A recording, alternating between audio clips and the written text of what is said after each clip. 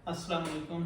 I am doctor Munir. Welcome back to my YouTube channel. उम्मीद करता हूँ कि आप सब खैरियत से होंगे। तो आज हमारी वीडियो का जो टॉपिक है, आज हमने एक मिथ को डिस्कस करना है कि जो स्केलिंग एंड पॉलिशिंग होती है, सफाई और पॉलिश होती है, उससे जो काफ़ी लोगों की एक्सपेक्टेशंस होती हैं वो बहुत ज़्यादा हाई होती हैं।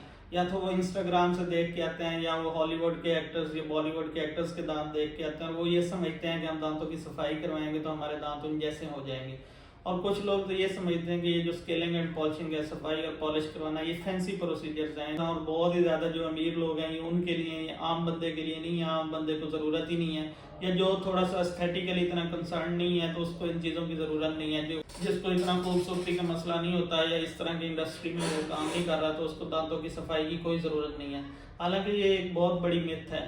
तो आज हम इसी के बारे में डिस्कस करेंगे। सबसे पहले जो दांतों की सफाई और पॉलिश है वो कोई एस्थेटिक प्रोसीजर नहीं है, बल्कि ये आपके एक डिजीज को क्योर करने का प्रोसीजर है। जो नॉर्मली आपके मसूड़े सूज जाते हैं, फूल जाते हैं, मसूड़ों से खून आता है और ये जो कैलकुलस और जो मास्कोरा टाइप आपके मसूड़े में लग जाता है, या आपके मसूड़े नीचे जाना शुरू हो जाते हैं, या फिर जो है आप कैलकुलस डिपॉजिट हो जाता है और जो प्लाक होता है, पीले दांत हो जाते हैं, पत्थर जम जाता है, तो सफाई पॉलिश उसके लिए होती है।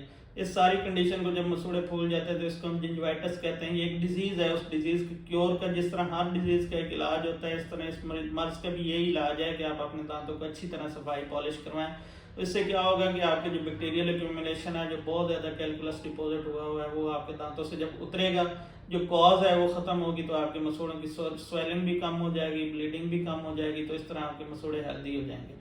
तो सबसे पहले तो ये मिथ आप ख़त्म करें अपने जहन से कि ये कोई एस्थेटिक प्रोसीजर, ये अमीरों वाला प्रोसीजर नहीं है, ये खूबसूरती को बढ़ाने का नहीं है, बल्कि ये एक डिजीज़ को क्योर करने का प्रोसीजर है जो सफाई एंड पॉलिश है।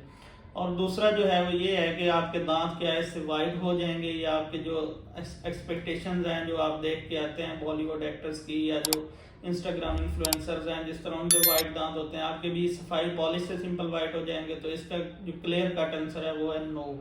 क्योंकि जो आपके दांतों का नेचुरल कलर है सफाई पॉलिश से वही कलर आपका बाहर आएगा, जो कि वो छुप चुका था, जो आपके दांतों के ऊपर ये कैलकुलस आ गया था, एक या प्लाक वगैरह एक्यूमुलेट हो गया था, वही जो नेचुरल कलर है आपके दांतों का वही आपका बाहर आना है। सफाई पॉलिश से आपके दांत वाइट बिल्कुल नहीं होंगे, जो उनका नेचुरल कलर है वही आपका बाहर जाहिर हो जाएगा और आपके पॉलिश थोड़े से शाइनी हो जाएंगे दांत।